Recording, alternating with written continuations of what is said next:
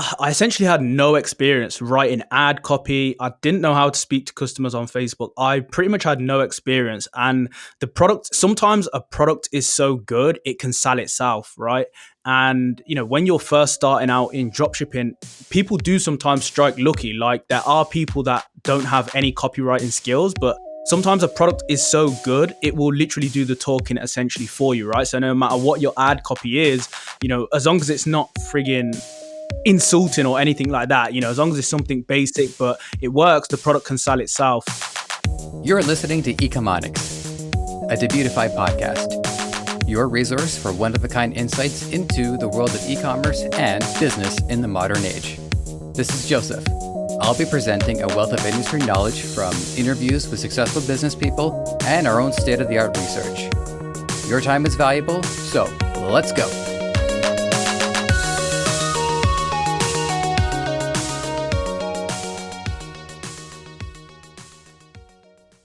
Otis Coleman, aka Ecom Wizard, brother to previous guest Harry Coleman, raises an interesting observation. Despite being siblings, and the above-average amount of commonalities that go with it, there are still numerous differences in their approach to the industry. In this episode, we touch on some unique challenges in dropshipping, such as setting up shop in under 24 hours, case studies, and maximizing returns on a small budget. Enjoy. Otis Coleman, aka the Ecom Wizard, it is great to have you on Economics, a Debutify podcast. Thank you for being here, and how's it going? Hey, thank you for having me, man. It is a great day today. I'm doing well, thanks. How are you? I'm doing pretty well. Today is definitely an interesting day. We're recording this the day that the U.S. election is supposed to be done, but the things that go on down there are chaotic, to put it mildly. So the vibe today is really unlike anything else, and we're just gonna roll with that vibe. So yeah, that's how I'm doing. Yeah, sir. I mean, with the whole election thing, I know it's a little bit delayed right now. I'm not really in the USA, so it's not going to affect me too much. But yeah, I have been keeping up and been a little bit intrigued by it, so to speak. And I've been checking like maybe every few hours to see who's winning or who's going to win. But yeah, for now, I'm taking a break from it. My pitch for the U.S. is that maybe next time they should settle this in a wrestling match. Just have them get into the ring and just duke it out. I don't know. It's probably going to be about as entertaining. Anyways, so first question that we got to ask, it's very important for our audience just to get acquainted with you. Tell us who you are and what you do. So I am a full-time dropshipper from the UK. I do dropshipping, what it says on the tin for full-time. It's my job. And essentially we ship products from China. We create our own site, branding and put a markup on it and then sell it online on platforms like Facebook, Twitter, social media, Google, and all of those types of things. And yeah, I've been doing it for around 3 to 4 years now and had some profitable stores. So yeah, that is me. One thing that I do hear from dropshippers is that dropshipping is their way to kind of like they get their capital and then they move forward. So do you see dropshipping as being like your main pursuit for a while, or do you have vision for like anywhere you want to move to in the future? Well, dropshipping has kind of evolved over the past few years. I mean, when I first started dropshipping, it was a lot easier to do. There was a lot less people, I think it was around maybe 2017. Facebook ad costs were obviously a lot less because, Facebook marketing for dropshippers was still kind of a new thing. It wasn't new, but, there wasn't obviously as saturated as it is now. And I mean, as time's kind of progressed, obviously there's been more and more problems, it's like payment processor reserves and stuff like that. Dropshipping in itself, the actual model, dropshipping is simply just you selling a product, and instead of you shipping it directly from yourself, it will be shipped from a supplier. So for me personally, I don't think the dropshipping model as such is going to go anywhere over the next 10 years because there's businesses on eBay, Amazon, people have probably bought products before that they don't even know have been dropshipped. But dropshipping directly from AliExpress to, the United States or something, that is kind of slowly phasing out just because of how long, AliExpress itself takes to actually ship the product.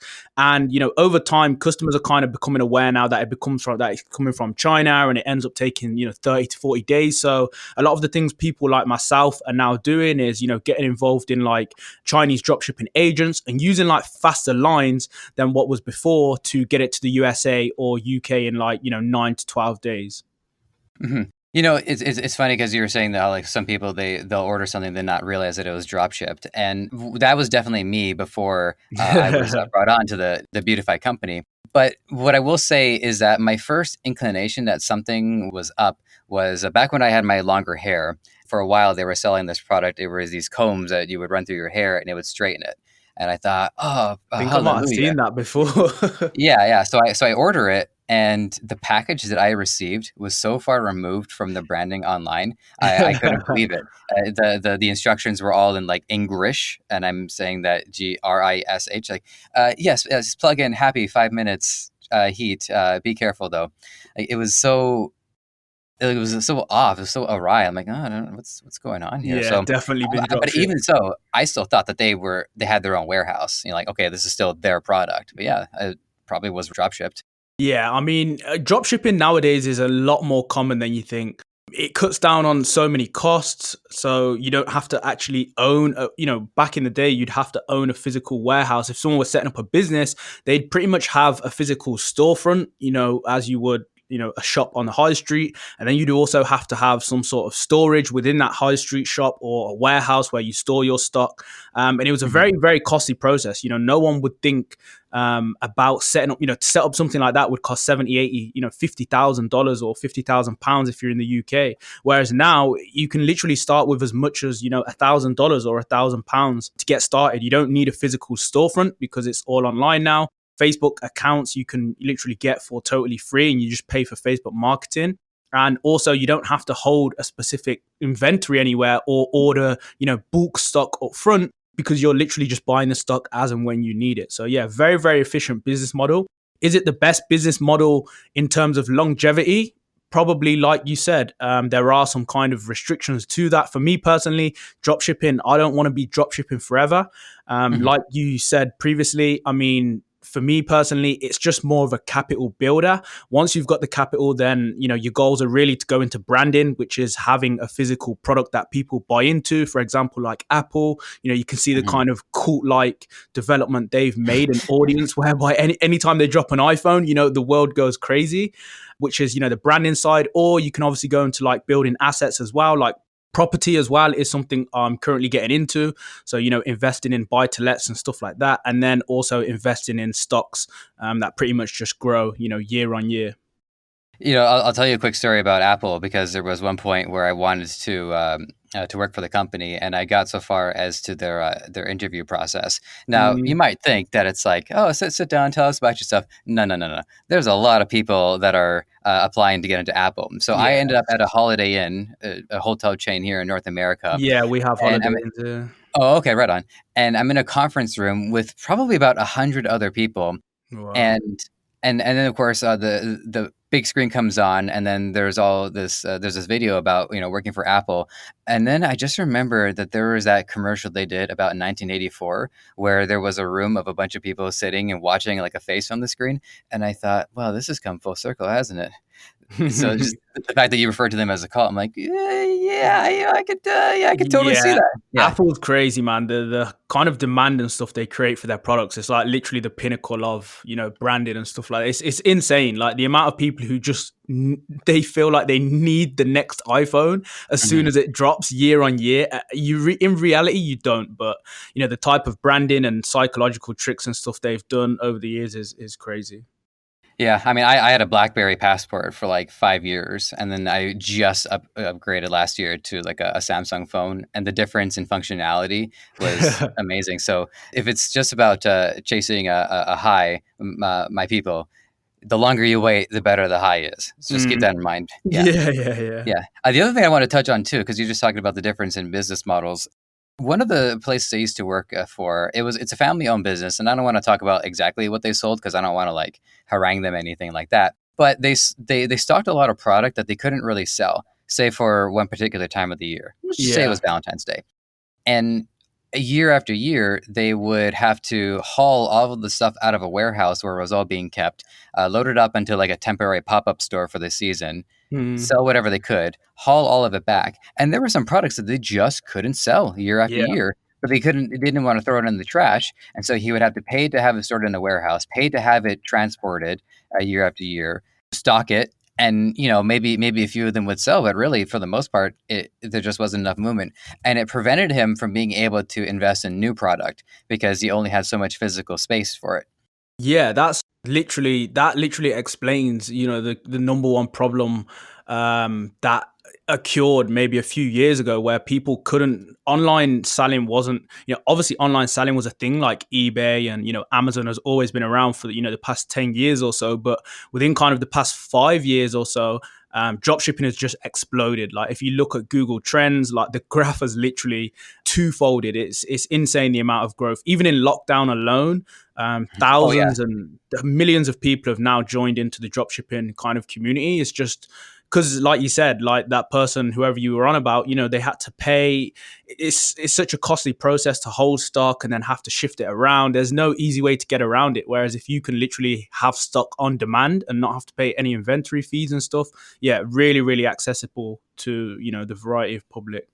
I haven't asked this question in a while. I think the last time I asked it was like my second interview with the Ecom king, Camille Sitar, and it was a concern that he alleviated it. But I'm going to ask you anyways, just because I just want to get your take on it. The ratio of sellers to buyers. I think the more people start to see this market opportunity, the more people who want to get into it, Mm. and it almost makes you wonder, what's going to happen to doctors and lawyers and truck drivers and people who take up other professions. So like, what would you see would be like the ideal ratio of sellers to buyers? With regards to what, like how many people are in coming into dropshipping versus how many people are actually buying dropshipping products? Yeah, exactly, Or exactly. How to set that. I mean, I don't really have an exact figure. I mean, if you're talking about, like you said, jobs and stuff like that, I mean, I don't think at the minute dropshipping has gained that much. Like, it's obviously gained traction, but I don't think it's been like a Sure. worldwide kind of phenom where people are like, oh my gosh, I need to drop out of university. I need to, instead of becoming a doctor, I'm going to drop ship. Obviously, it seems online because everyone, Instagram nowadays is everyone stunting or showing off their latest cars or whatever. Like, it seems like a lot of people are getting crazy rich and flaunting it. But I think in terms of like, if you actually looked at the amount of numbers of, successful drop shippers versus actual people still doing normal jobs, it's still kind of a relatively healthy figure, if that makes sense. I mean, over the Yeah. years, dropshipping has definitely become a lot more relevant to the public. And the reason being is because nowadays you'll see not a ton of comments, but you'll see a lot of people comment on, for example, a successful ad, and they'll say, this is shipped from China or this is drop shipping. So, whereas when I first started 3 years ago, like you would pretty much never get those types of comments on your ads just because not many people really knew about it. But now that it's been on the news and, there's a lot of articles about it, then people are becoming more aware of it. But Yeah, I understand that. One thing that it reminded me of, as I'm asking it out loud, is that a lot of the people who end up getting into dropshipping, and I can say this having spoken to quite a number of people up to this point, it's almost like the industry does find them more than they find the industry. Like a lot of people, whatever pursuit that they're in, it doesn't seem to really be working out for them. And then when they turn to e-commerce, in broad strokes, suddenly it starts to go very well. Now, granted, I haven't talked to anybody who hasn't succeeded because we're not really bringing those people on the show. yeah, So yeah. there's a bit of there's a bit of a stacked deck there, but it's certainly true for you, and I know it's been true for your brother as well, Beast of Ecom, who we talked to a couple of weeks ago. So tell us about your backstory and how you got into e-commerce. So I remember I think I was about 18 years old. When 18 or 19 years old. I think I was just turning 19 when I first learned of dropshipping. So my brother, obviously the beast of ecom, he used to go on this website called Black Hat World. I mean, a lot of people watching Hmm. may know about it. It's kind of like an online forum where people talk about, how to make money and all of those crazy things. And he used to kind of scour it every other day, whereas I didn't have a clue what it was. And one day he kind of come to me and said, look, people have been going on about this drop shipping online. I'm going to try it. And I went, fair enough, go for it. And within a couple of weeks, like he literally learned from scratch, just watching videos and stuff like that and piecing stuff together, losing money, testing and stuff. And over kind of the first, few months, he kind of gradually got to learn it. And as he obviously progressed, me being his younger brother and seeing, some of the numbers he was starting to pull at that time, I was thinking, yo, like, I'm literally on my way to university. I just completed my kind of first year at university, and I was thinking, damn, like I need to get in on this side hustle. So in the Hmm. summertime, we usually have in the UK we have obviously a summer break, and I think it's from around, I'd say, May to around September. So you have like a good few months. As soon as your exams are done, you literally have the whole of summer. And in that time, I went ahead and I got a job at Toys R Us warehouse. And Toys R Us warehouse was crazy. I think they've shut down now, but yeah, really, really crazy work. Like 10 hours a day, just literally on a conveyor belt, scanning items for obviously people who had ordered. Really, really tiring job. Heavy Hmm. trampolines, whatever. And I got home and I was like, you know what? I decided to just save up money all throughout the summer so that I could obviously start drop shipping. And by this time, I'd accumulated, maybe 500 to £1,000. And I decided to pretty much just start it. And he kind of showed me the ropes a little bit, how it works. And at first, I didn't really believe it. I thought, why the hell are people going to buy online, right? Everyone knows about eBay, everyone knows about Amazon. You can just go buy the product for, one third of the price. And he thought the same thing when he started. But eventually, long story short, I kind of got into it. And after a few months, I launched a few products to start with. They didn't really go that well. And then I hit my first winning product. I think it was in like, maybe towards the end of summer, maybe August time or so, just before going back to university. And it started to grow. I finally started hitting £1,000 per day. And it was crazy. It was mind boggling. Like at that age, I'd never ever seen nowhere near that type of money before. So yeah, I started doing that all throughout university.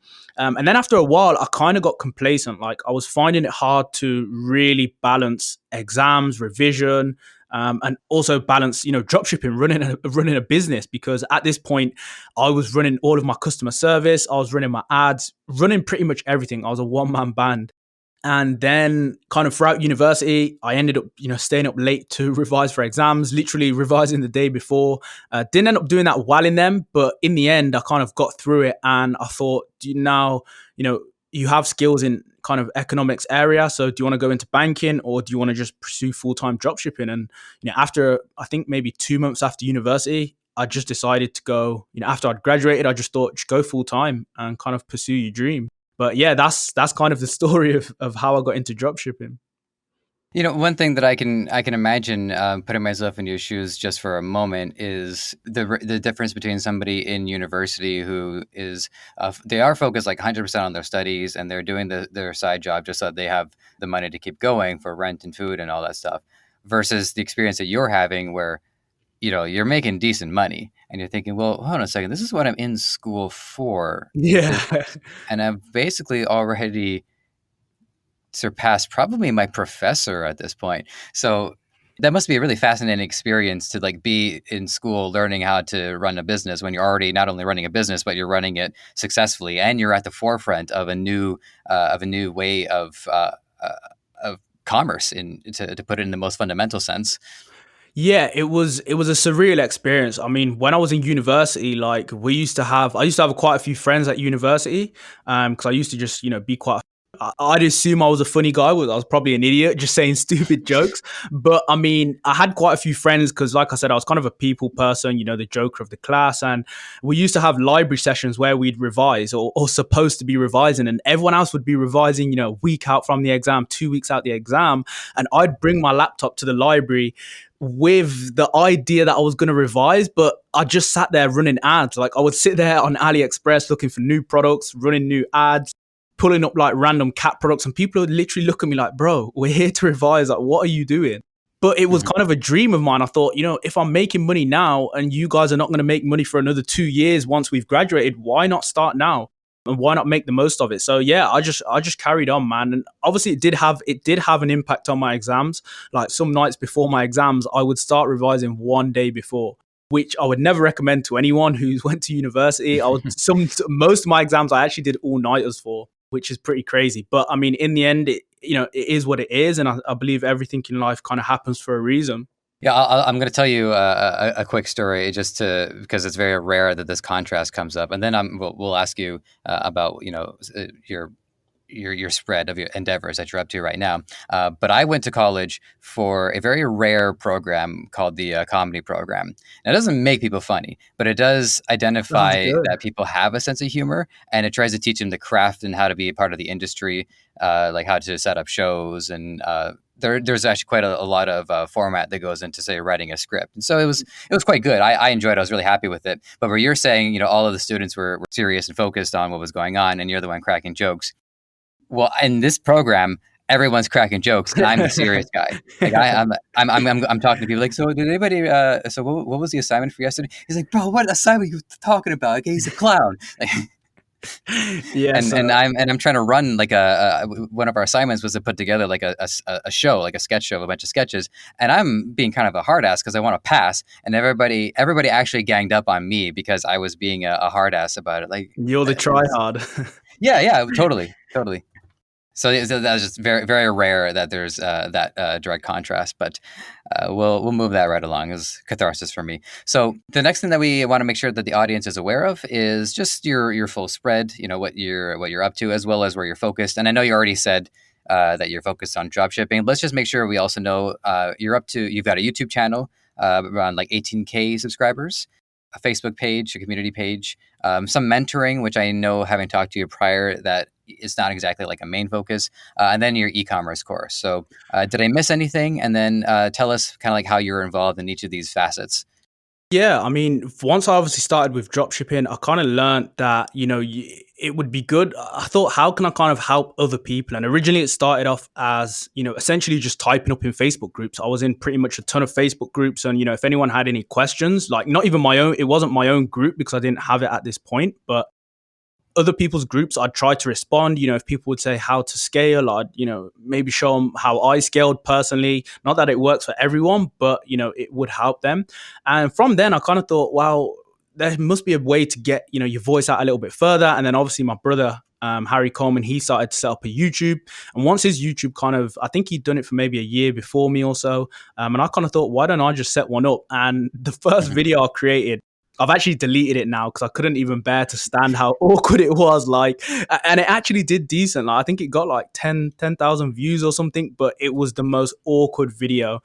Looking back on it now, if you've never been in front of a camera before, like, you freeze up. Like, anyone who's been in front of a camera, it would be easy for. But if you've not been in front of a camera, you freeze up. You have to do a million takes. Yeah, it's crazy. But now it's very natural. So yeah, I got into YouTube and that kind of started to grow. And along with that, I thought, well, why not set up a community kind of page, a group, whereby if anyone has any questions from YouTube, then we can also speak about it in there. So yeah, I had a YouTube and also a Facebook group, which I'm in. And then after about maybe a year ago, I decided to set up a course as well, where people could go ahead and learn, everything. It's pretty much a case study. So I took a store from naught to over $100K in like 20 days or so. And profitably, it was around 20% or so, which I've got all the metrics in. I show literally everything in there. So the whole breakdown of the course, exactly the store, which it was, and the product and everything else. So that was pretty cool as well. And then also, yeah, that's pretty much everything. So dropshipping takes up, maybe 80% of the time, or I'd probably say 70%. And then YouTube takes up maybe, 15, 20%. And then, the last bit of the time is pretty much everything else. I can relate somewhat to the awkwardness. Like the first podcast that I did while I was in college, I have all 120 episodes saved on my hard drive, but they're not Oh, public wow. because I just couldn't stand. I don't even want to hear the sound of my voice. It was a lot higher pitch, and it's just also too about like changing in personality, learning and growing. But it's stored away, so I'm hoping that like when I turn 60, I'll be able to like to finally listen to it. But like, yeah, like the first episode that I recorded, I was like, welcome to Communicast. Long drawn out pause. And the guest ended up running the show because I had no idea what in the heck I was Oh doing. man, that's rough. It's rough. Yeah, but it's been a joyous 10 years. The thing is, though, a lot of those things, they teach you what you know, man. Like all of these Mhm. stuff, like all of the awkward silences you have, all of the failed ads you have on Facebook, all of the PayPal holds and payment processor holds you get, they all shape you as a person. And, it teaches you one thing or another that you can then utilize for the future. Mm-hmm. And this is actually one of the ones that I wanted to ask you about because I know from having researched you is that one of I think it was the first store that you set up. It was cat necklaces. Yeah. The cat necklaces. Just to refresh my facts here, was the one that didn't pan out? Am I right? Yeah, so the cat necklaces didn't actually pan out that well. And then I think it was actually the colorful cat earrings was my first kind of winning product that did well. So, okay, that puts the picture together in my head. So the cat necklace didn't go, but then the No. cat earrings took Yeah. off. Yeah. I Yeah. I don't know. I mean, I have a calico at my parents' house, and it would be a nightmare to put the necklace on her, let alone her earrings. So, knowing what you know now, what happened with the necklace? Why didn't it take? I mean, at the time, it was my first product, so I essentially had no experience writing ad copy. I didn't know how to speak to customers on Facebook. I pretty much had no experience, and the product. Sometimes a product is so good it can sell itself, right? And when you're first starting out in dropshipping, people do sometimes strike lucky. Like there are people that don't have any copywriting skills, but sometimes a product is so good it will literally do the talking essentially for you, right? So no matter what your ad copy is, as long as it's not friggin' insulting or anything like that, as long as it's something Mhm, basic but it works, the product can sell itself. And for the first kind of three winners I had, looking back at some of the ad copies now, they weren't the best. There was something like all cat lovers are going crazy for these cat earrings. Like it was literally the most basic ad copy, and then a link to my actual store. So it was nothing crazy, very, very basic. But I mean, the first time, I don't think it worked just because the product wasn't that good. It wasn't that appealing. But the second mhm. time, it was actually some colorful earrings that, humans, women would wear. And they actually looked like quite cool earrings, right? I mean, I personally, not my taste, but, everyone's got a taste which they like. So they ended up, selling really well. And that was when I kind of scaled up to my first kind of ever 1K day, which was just, yeah, insane. Mhm. Well, I mean, congratulations is certainly warranted for that. So, congratulations on that. The next one I want to ask you is being pretty massive nerd. I'm just putting that out there. Whenever I get to talk to somebody who has like an avatar or a persona, we talked to the Ecom King, your brother, BCV Ecom, and then you're the Ecom Wizard. So where did the Ecom Wizard come from? Yeah, so when I was essentially younger, I used to be a big fan of Harry Potter, and obviously Harry Potter is full of Hogwarts wizardry, Dumbledore, all that crazy stuff. So I used to like that when I was younger. I was a big fan of that, and then when I was kind of growing up, and I decided to start YouTube. My brother was one of the earlier kind of YouTube dropshipping YouTubers to start. I think he started maybe 3 years ago now. But it's been quite a while, and he obviously had the ecom, or well, the beast of ecom, and he had the and ecom in it. And I thought, I don't really want to diverge too far from that because the sounds good, and obviously I need ecom anyway because it explains what I'm doing. And I didn't really want to use my name because I just thought that's a little bit boring. Sometimes it's good to have a name and you can kind of brand around it. And then I just decided to have Wizard. I thought, why not, man? Just go with Wizard. And it's kind of over time, people started messaging me saying, yo, what's up, Ecom Wiz, or stuff like that. So at first, I was like, this is a stupid name. Like, this literally looks like a kid's name. Who the hell is going to seriously say Wizard? But over time, it kind of stuck. And, once people started saying it like here and there and commenting on YouTube videos like Ecom, I thought, well, why not? Let's just run it. Yeah, and one thing I will say, speaking as a millennial, is that we're getting to the point where we're going to have to start running things. And millennials are like the one generation that not only don't mind that, but seem to encourage people Yeah. letting, taking their passion from their younger along with them. I was a Harry Potter fan too, by the way. I used to, every morning for breakfast, I would just read the books. I've read them like a dozen times each, but it just became like a tradition for me to just eat breakfast, read books, and then go to school and be miserable for 6 to 8 hours. One thing that I found intriguing about the two avatars, and obviously this isn't like just going to be a show just about you comparing to your brother, but or maybe one day we'll get the two of you on to have a conversation together. That I would think be that'd be dope. pretty Yeah, cool. that would be pretty Yeah. cool. So on the one side you have Beast, which conveys ferocity and vigor, and then you have the Wizard, which implies power and also a methodical approach to things. And now both of you, I assume, have both of those qualities, maybe in different quantities. But between the two of you, are there differences in character in regards to your approaches to the industry? I mean, our approach has always kind of been the same from day one, which is pretty much just to give as much value as we can online, right? I mean, once you kind of do that, the success and everything kind of comes after. If you're genuinely passionate about helping people, then that was our number one message to start with. And it still is and always will be, helping people for free, essentially. I know when I was growing up, I didn't have much money myself. Likewise with my brother, we didn't really have the luxury of, anything crazy when we was growing up. It's pretty much the basic school needs and stuff like that. And I feel like when you can help people for free, it's amazing, right? And the feeling of being able to watch a video and then come back and comment, you know what, damn, this actually gave me results or something. It's a pretty surreal feeling. It's really, really great. Like, it makes you feel good about yourself knowing. So yeah, that's always been our number one message. I mean, in terms of the two characters, I think they're just two different totally characters. We didn't really think too much into it about, what it would really represent. But yeah, that's just it. I mean, me speaking personally, I mean, I'm probably more of an extroverted person. Not that I spread my business, but I mean, like, in terms of like people's person. Whereas he's probably maybe a little bit introvert than me, if you're comparing us directly. But yeah, that's probably it. The only differences we probably have is probably that he's, probably a little bit more introverted than me. All right, so you're obviously in a really good position these days. 18K subscribers on YouTube, and you're not you're doing pretty darn well financially. So for our listeners, as much as you're willing to divulge, can you go through your process right now as to how you would get a new product on the market? Yeah, so I mean, I'm pretty open with regards to a lot of my product research methods and stuff like that. Like, I have a lot of them on YouTube, and I feel like, to be honest, finding winning products is more about having the eye, right? Like, we all have the same resources. We all can get AdSpy or DropPoint or the latest software. And to be honest, all they do is make it a little bit easier, right? And also they do make it a bit easier, but at the same time, they're a little bit more saturated products because everyone on the platform is going to be seeing the exact same thing as what you're seeing, right?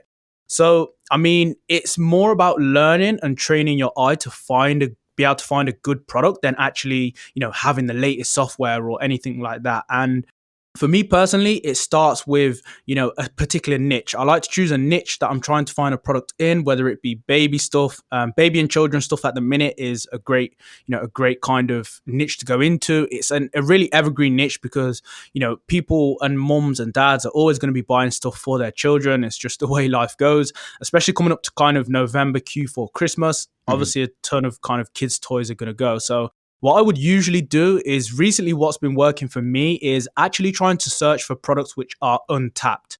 Now, untapped products, they usually take a little bit longer to find and you have to spend a little bit more money. But once you actually find the correct untapped product, you're going to have the lion's share of the pie, right? Because no one's going to have scaled that product before. So we're looking for products which are, potentially new onto the market on AliExpress, or we're looking for products which don't have too many orders, or if it does have a lot of orders, you haven't ever seen it on Facebook before, or you've seen, maybe only one or two people advertise it. So my favorite tool at the minute is literally AliExpress's dropshipping center. A lot of people will probably be thinking, what the hell? Why does a guy use just that? But for me personally, it's a great free tool that you can use. It literally sorts the niches for you, so you can check out baby stuff, pet stuff, home stuff. That's usually my main categories that I'll search into. Then I'll kind of look at, does it have a wow factor to it? Is this something you can just go and get on the high street, right? So if I'm trying to sell something like, toenail clippers or something, or a hairbrush, you can literally go to Walmart or Tesco or wherever you're based and just go pick one up, right? There's no real exclusivity. Whereas if you're trying to find something like a really nice lamp that you've never ever seen before, or something like a Christmas onesie that you've never ever isn't being sold in any shops, people think, wow, where the hell do you get this from? I've never seen this before. And that way you can kind of gain a customer's attention. That's kind of the first criteria. Does it have a wow factor, or does it solve a problem? Then once that's kind of been checked off, we'll then move on to, is there enough margins in this product? Because there are loads of products that would work if you were physically producing the product or getting it branded and sent to you. But because we have to factor in Facebook ad costs and stuff like that and advertising it on Facebook, we have to give ourselves a certain margin. And usually for me, that's kind of 3 times product cost. So if you're having to buy a product for $10 from AliExpress, you don't really want to be selling it for anything less than kind of, I would say $28 or $27 to $30. And that gives you at least, maybe $10 to $12 to use on Facebook ads. And then the remaining, part of that would be profit. So you're left with, maybe 20% profit, 20 to 30% profit, which is kind of the industry average for dropshipping. There's one point that you made about going to Walmart that sticks out to me, in that when I go to Walmart, I understand that whatever it is that they're selling, they had to sell enough of it to justify. So like you say, nail clippers, shampoo, electronics, whatever happens to be there is probably about as broad reaching or as mainstream as it can get. So whereas when I'm online and over time, Facebook has collected quite a bit of data about me, the items that I'm seeing online really are unlike anything that I can find anywhere else. And also, if a store were to attempt to sell these specific products in a physical location, they'd be annihilated, because there just wouldn't be enough people within walking distance to justify going to that store. Exactly. Yeah. Great point. Like you've made, they are right. There's a lot of niches and stuff that you can get online that in reality they wouldn't sell to the mass market. And one of those things I can think of is, for example, the survival niche. So I've had a lot of people that I know of sell stuff like, survival, not guns, but like gauges that go on top of the guns or stuff like that, that Facebook will obviously permit, where if you kind of put them on a Walmart shelf, chances are not everyone's a crazy survival fan or, anything. They don't think the world's about to end. But if you put that on Facebook and only target people that are into, World War Z or, whatever those types of films are where the world's ending, and survival niches and doomsdays, apocalypses, all of those types of things, you reach a much broader audience and you're still getting that niche down to the people who are directly interested in this product. Yeah, although I will say that depending on where you are, some Walmarts will sell plenty of yeah. I mean, if you put it in a Tesco over here, like it probably would barely sell. But yeah, I mean, no, I know some stores in America would go crazy for that stuff. Yeah, I mean, I'm not too much of a survival nut myself, but I am. I do believe in like those food ration packages where you get like a week or 2 week supply of food just until you figure out which of your parents you're going to go back to. Yeah. So your YouTube has a lot of great videos. And what I notice about them is that you take on a lot of different challenges or themes. And so I wanted to ask you about some of these. And caveat, our listeners, obviously you would be well served to go to the YouTube channel yourself to get the full details. But I still want to talk about them a little bit just so that the audience knows what to expect and to get kind of like a general overview of them. So one of them, which I think our audience would appreciate really hearing about, is the 24-hour dropshipping challenge. I watched this video in full. Spoiler alert, you can't exactly like nail it in 24 hours, but you were able to get quite a lot done. So can you tell us about, your experience in the 24-hour dropshipping challenge, and what was maybe if like people that you've talked to who've done it, like overall, what have been like the best and worst results from it? I mean, with these 24-hour dropshipping challenges, I love personally making them, right? Because they're a video that I don't know what's going to happen. Like, these are not premeditated videos. I don't already have the results. A lot of the time when I film some of those like 48-hour challenges, when I kind of am filming the store build, and when I set the ads up, I then go to bed and wake up in the morning and then film myself kind of reacting to the results. So I don't know what the results are going to be. And that kind of guessing game is what keeps me going. And I think they're really interesting to watch, right? Because sometimes the way YouTube is going at the minute, for me personally, and kind of e-commerce, YouTube is a platform for entertainment, right? That's essentially what it is. And the thing is, the 24-hour challenges provide entertainment, but they also provide value. So I can show people how I would physically set up an ad copy, the types of videos I would use, the types of product page I can use. But it's also fun because they get to see results that they've never seen, that I've never seen before. Also, we can look back on what's happened and say, how could I have done better? And usually in 24 hours, like, it isn't really enough to go ahead and set up a successful dropshipping business like overnight, right? A lot of the challenges, some of the challenges you do see online, like, they are edited. People have done the challenges before and stuff like that.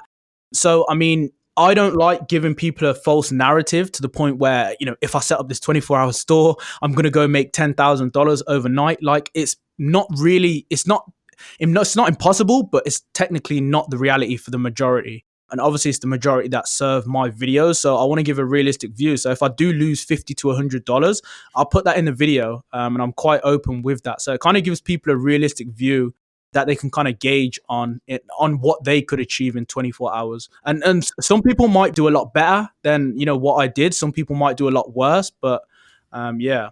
Yeah, and for me, the main takeaway from someone who, and just to give you like an understanding of like where I'm at, because I'm talking to so many great people and I'm getting great mentoring from Ricky, it's hard to not want to set up my own store. So my first objective is to just set up one that I can play with like a toy, so that I can just learn more of the back end in a hands-on approach. So all that aside, I think the greatest takeaway that I had from that video is, in less than 24 hours, you can get a store going. Again, it doesn't take off, but it's still, I think for some people who might think, oh, is this going to take me a month before I can get my first store going? It's like, Yeah. well, it doesn't have to. It can actually be done in a short amount of time.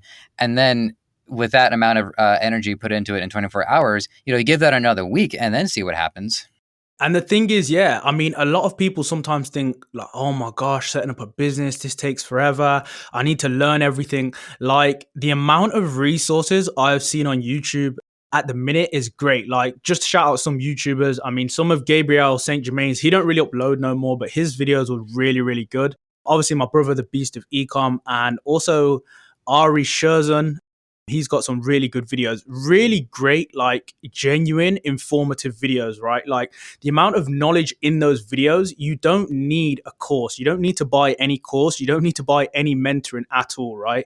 People who buy courses, they just want that little bit of more information. And mainly it's all in one place, right? So if you obviously got less money, you'll have to go on YouTube. And sometimes it can be a little bit tedious sorting through information. But if you're someone who has the time to do that, you don't really need a course. Same with mentoring as well. Mentoring gives a little bit more of a one-on-one feel. But at the end of the day, you don't need any of those things, right? You can literally go on YouTube, type in how to set up a Shopify store. There's going to be someone like me or someone else pop up in the search rankings that has probably done a one product store build from start to finish, which I have before, or a general store build. You can watch the entirety of that video for an hour, 30 minutes, literally stop the video, go and do what it says, and vice versa. That is your Shopify store set up. Then it will come to your Facebook ads, and you'll go ahead and set up how, in most of my 24-hour challenges or 48-hour challenges, I'll show exactly how to set up the ads anyway. And then the last thing is obviously before that, you'd want to obviously choose a product. And again, there's so many videos on how to find winning products.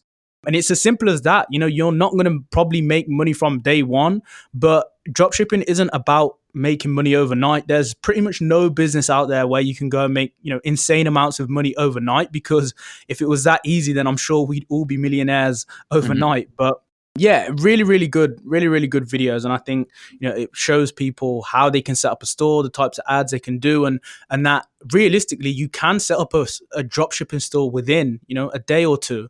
It doesn't have to take a week. Even if you have a full-time job, you can still submit, 2 or 3 of your hours at nighttime to that store. And within 2 or 3 days, it will still be built and ready to launch as well. Mm-hmm. Yeah, and doing it at night too, I find it has been one of the more effective ways for more of like our personal projects. I mean, the way my day is broken down is, in the first chunk of the day is more like this stuff, because I also do some managerial aspects of Debutify, and then towards the end of the day, because the body does need to start like winding down, that's when it's a good time to work on sub projects, because it's a little bit more about like your own personal involvement, a little bit more of a personal investment, keeps that energy levels consistent, versus like if I'll check a message, I'm like, oh, there's going to be something to look at. And then I'm going to be thinking about it when I go to sleep. So it is good to compartmentalize in that way. But don't get me wrong, I do love it here. And I want to make sure that I say that at least once per episode. Yeah. All right, so let's talk about something a little bit juicier. In one of your videos, you do a case study of a product that had a 250,000 K yield, and this was in 2019. Now, for those of you, take a second, think about what product this might be. Okay, you got it wrong. It was an electric fruit and potato peeler.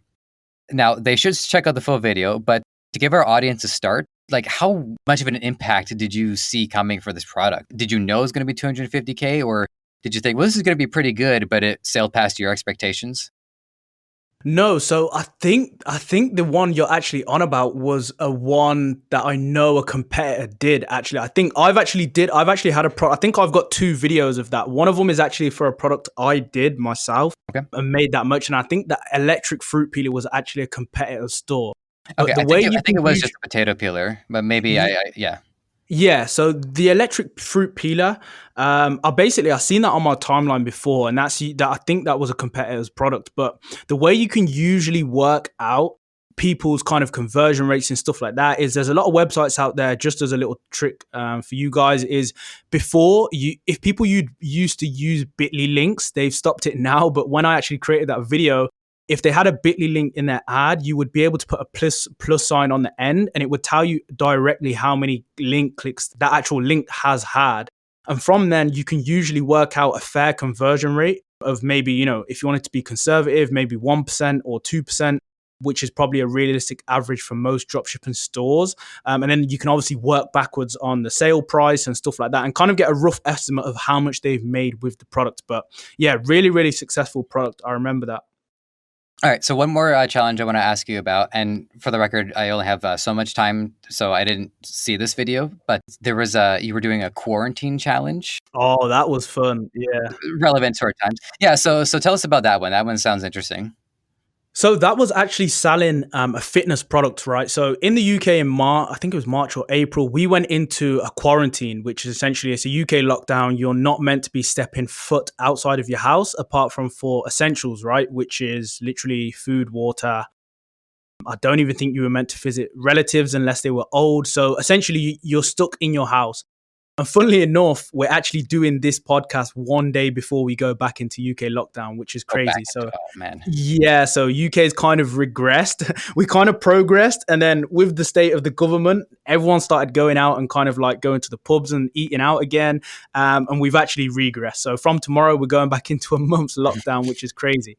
But yeah, I decided to start that challenge because I thought, what do people need right now that they can't get, right? And obviously I immediately thought of the gym, so I thought, what kind of Mhm. is going to be a good product that they can use instead of the gym? I'm not going to say the exact product, but it was a fitness related product. And yeah, on the first day it immediately just blew up. We had, I think, about 4 or 5 ROAS, and I was targeting a few different countries. So I immediately thought, this can scale up. And from then I thought, why don't I actually just document the progress as we go along and put it on YouTube, right? Because Yeah. people are going to be able to see me scaling the product and exactly how I would launch product, exactly how I would scale it, etc., etc. So yeah, I decided to do that. And we originally started with a few $100s, and it ended up turning after about 15 days into over $70,000 in sales, which was super, super cool. Eventually, our payment processors did catch up with us, and we had PayPal on our case asking why we were scaling to 5, 6, 7K days. But yeah, eventually we sorted it. But yeah, really, really good series, man. And I know a lot of people benefited from that. And if you're watching this now, I do actually have a new series coming, but I don't know when this podcast will be released, so it might already be out. You might have already watched it, but I do have a similar series coming along right now. Okay. I mean, these do get released rather far in advance. So just let us know what it's called if you have the title for it, and we'll take our chances, I guess. Yeah, I think it's going to be something along the lines of turning a certain amount of money into something else in quarantine or Shopify challenge. It's going to be something along those lines. Okay, sounds good. One way or another, your YouTube channel is certainly worth checking out. So it comes highly recommended. I also I listened to your interview on Tech Talks, and this is a bit of like a meta comment, but I've made these comments before. But I try to make sure that like I want to listen to other interviews just so that I don't accidentally do the same interview. So I'm going to build off a question that they had asked you, or actually this is more of a point that you had made, which is that some people they're as young as 13 years old. They end up getting into dropshipping on their parents' credit card. But the point was raised that at that age, they might not have a grasp on what they're doing or even the value of money. And you see that happen with like child actors. They don't quite have that experience to understand the resources that they have access to. And then in some cases, the parents just keep the money from them. But that's a whole other can of worms. So There might be one better way to ask this than the other, but I'll say it in either way, which is what would be the ideal age to become a dropshipper, or what would be the level of experience somebody should have before they get into it? Good question. So, I Thank you. mean, first question is obviously what age. If I'll answer on both at the same time, age for me has plays no part in anything. I mean, Hmm. age year by year with kind of the generation we're in, there's always something new coming up, and it kind of changes, you know, all the time, right? You see people that are 10-year-old, 12-year-old, and go into doctor degrees. Like, age shouldn't really limit you to what you can do, in my opinion. Hmm. With regards to experience, I mean, for me personally, you should never start something that you're not well informed of. And the reason being is because you're going to end up making a lot of costly mistakes. And there's no reason to not actually research something when the information is all out there. With that being said, do you have to be a professor or guru or anything in that niche? No. The whole point of setting up a whole dropshipping business is to learn. The whole point of setting up a business is to learn as you go along, right? When I first started, I didn't know much. I knew the basics, but it was enough to kind of get me along. Don't just jump into dropshipping thinking I'm going to make $1 million overnight, and then you don't make $1 million and you end up sad, right? You need to still know a certain, basics, that it is a long-term game, right? I'm not going to make money now, but maybe in a month I might hit a winning product or so. So I'd say in terms of experience, make sure you have went onto YouTube and watched some free content on how to find products, how to set up a good store, because I see people out there and they come to me and say, bro, can you review this store?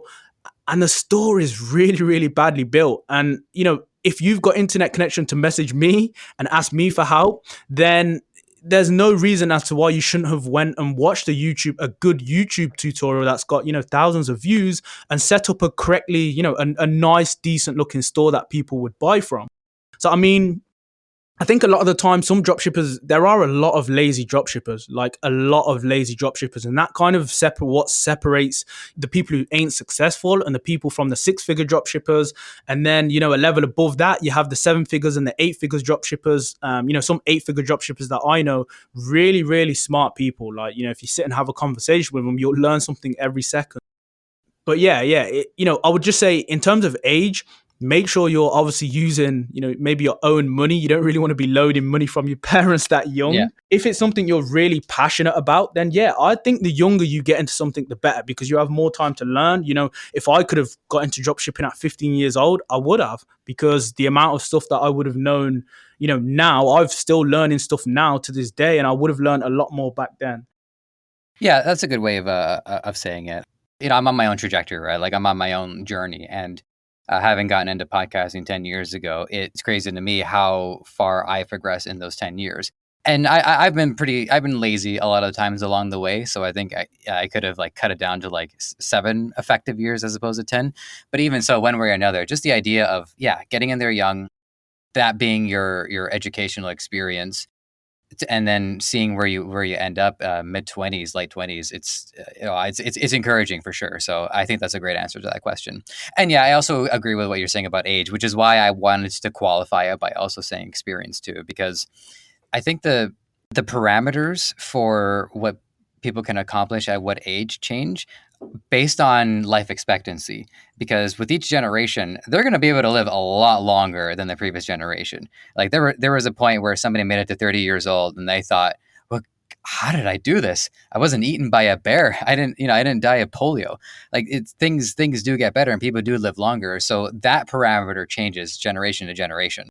Yeah, definitely. And I mean, like, nowadays it's crazy some of the stuff I see online. Like, there's 15-year-olds or 12-year-olds that are a lot richer, that have done 10, 10, 5, tenfold on what I've, been able to achieve or anything. So, I mean, age at the minute is, age doesn't defy anything. For me, it's all what's up in the head and how you can actually utilize that with, hard work and stuff. Hmm. Excellent. All right, so we're getting close to wrap up time. So I've got one more, like, this is a personal curiosity of mine. I don't ask people too much about like team growth and VAs and hiring assistants, and so I do want to get your opinion on that. I looked at your e-commerce course and I went through the different modules. So there is a module on growing your team and getting additional help. So I do want to know about your experience with that, and how I assume it's like Fiverr or Upwork.com. So that part I kind of worked out, but I want to hear about how you build relationships with people who work for you. Yeah, so when I first started dropshipping, I had no clue you could even outsource people for customer emails. When I first started, it was all a one-man band. And then when I kind of got to about 1K a day, I actually had a best friend who I'm still best friends with to this day. He started doing customer service for me. And obviously I'd pay him a daily rate as if it was, a full-time job. And eventually it grew to the point where I was paying him a lot. I was paying him a lot, but I was thinking, surely I can get this cheaper elsewhere. And then my brother was obviously telling me about how you can get VAs on Upwork. So it was kind of a no brainer. And I thought, oh, let me try get Upwork or Fiverr. And he already had a set of VAs at that time because his store was growing. So I kind of asked to nick one of his VAs, and they actually started working. His VA knew another VA, if that makes sense, because a lot of Yeah. them are from Philippines.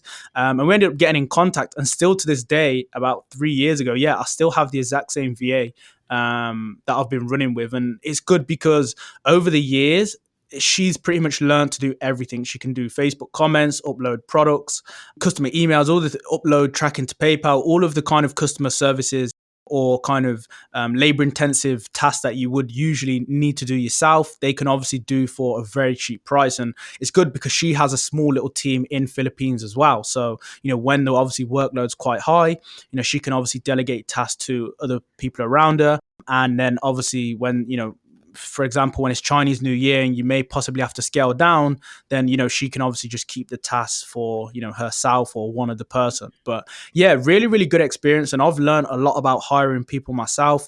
It's a really bad decision to not kind of vet your VAs Hmm. because sometimes some of them will leave. For me personally, I look at VAs not as a VA. I look at them as an employee, right? Someone that Of helps the course. business and you help them as well. And I've always kind of kept the ethos that if you treat someone well, they do treat you well back. It's just kind of how I was raised. I know a lot of people are not like that, but at the same time, when it comes to Christmas, I usually give out bonuses.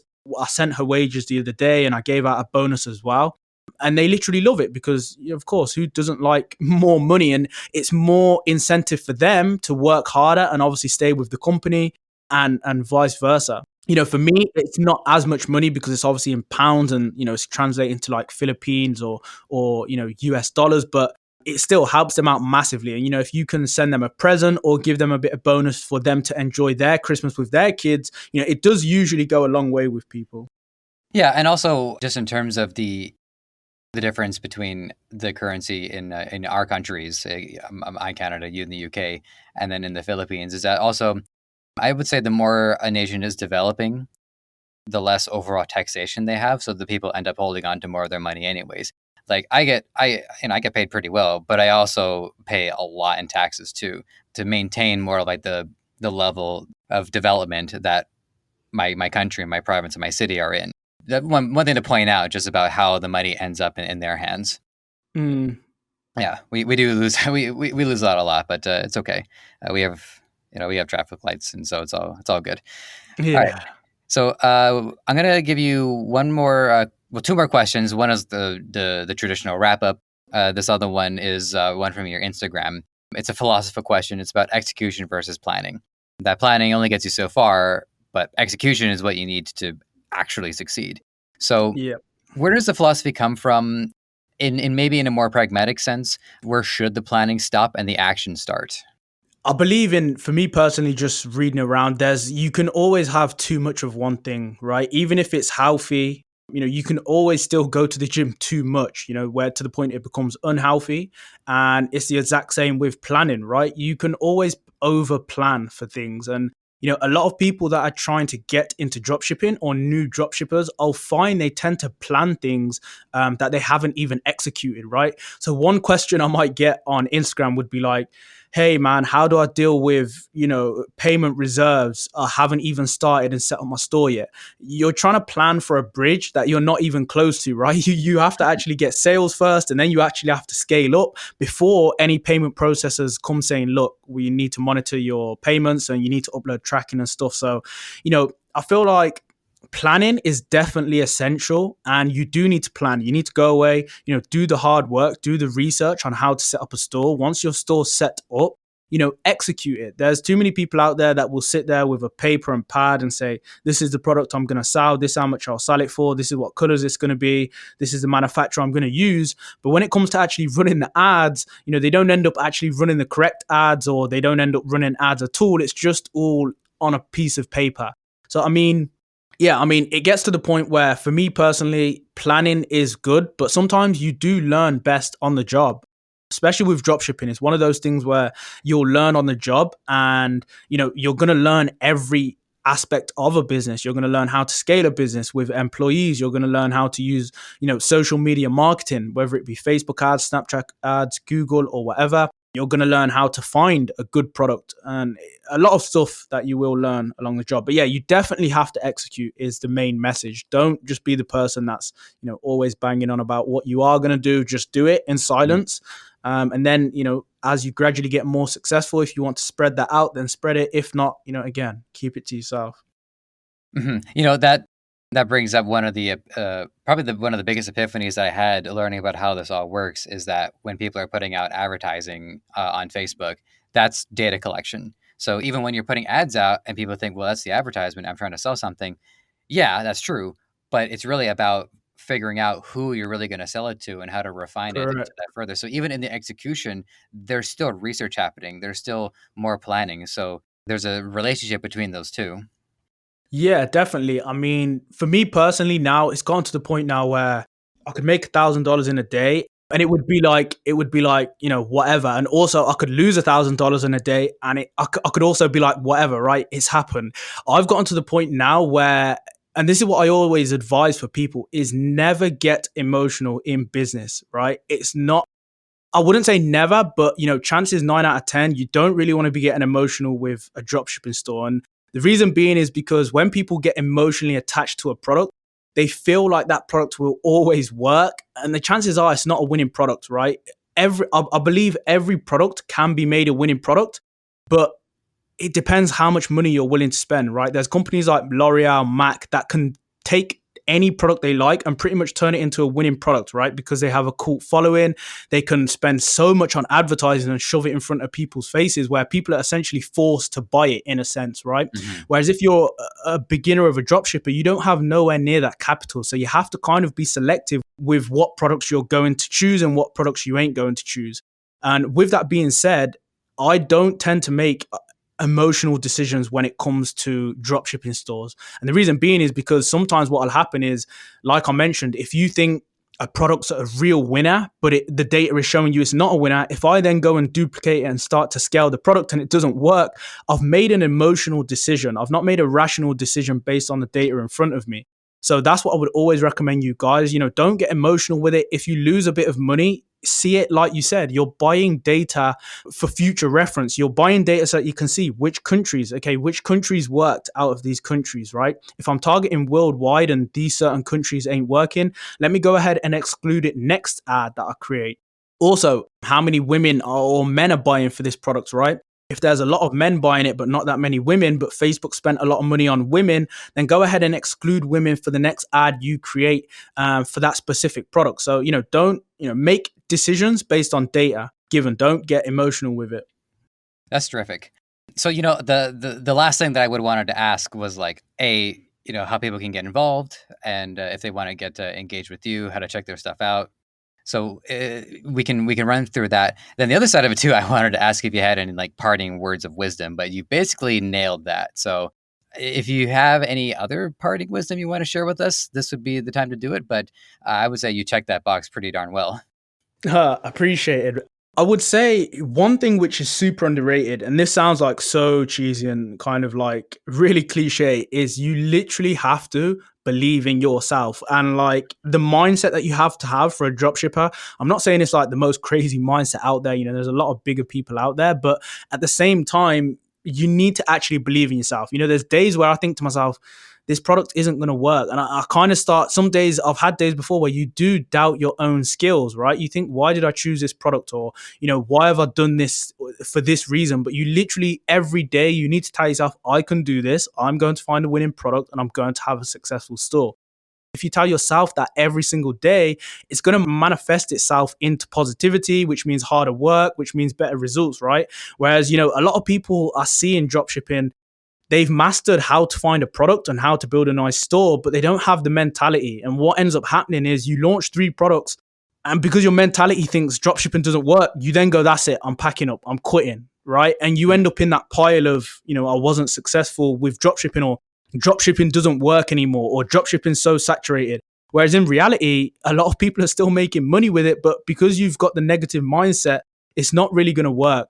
So yeah, mindset for me is a massive thing when it comes to dropshipping, because you're always going to be facing problems, ad account bans, payment reserves, supplier problems. I've even heard of people getting ripped off by suppliers before, which is a whole different problem. But yeah, there's going to be a lot of problems that you're going to have to face. And also, yeah, I would just say, do your research. And if you want to check me out, then I do have Instagram. It's at the Ecom Wizard. If you'd like to ask me any questions on DMs, then I do try my best to answer to pretty much everyone. And then also YouTube. I'm going to be releasing a lot more content on YouTube because I'm currently searching for a video editor. So, I don't have to spend hours with my lazy editing, which is, pretty subpar, but it gets the job done for now. But yeah, if you want to check me out, it's YouTube and Instagram as well. I've seen quite a few YouTube channels through researching for guest to guest. It's definitely on formula. So I wouldn't beat yourself too much over that. But yeah, it's more than gets the job done. So it suffices for now, I suppose. I mean, it's probably because I watch a lot of YouTubers, like lifestyle YouTubers and actual videographer type YouTubers, and some of their stuff is crazy. So yeah, I'm probably in awe of their stuff. Mm-hmm. I had an epiphany while I was listening to your wisdom, and one of our principles here at Debutify is transparency and honesty. And so we were recording this, and then I had a power surge, and so we had to start over. And yeah. Otis here, very chill, totally just waited for me to come back, and he only heard like a little bit of me swearing profusely. He missed the full serenade, But the thing is, people, if you're worried about things going wrong, that can eat away at you for weeks. You know what's better? Is to actually experience what goes wrong and to deal with it head on. Because that is more of a relief to see what really can actually happen, how things can actually screw up, and how you deal with it. Because rather than constantly being worried and trying to be prepared for it, if it just happens, then you deal with it, and then you know what to do to go deal with it.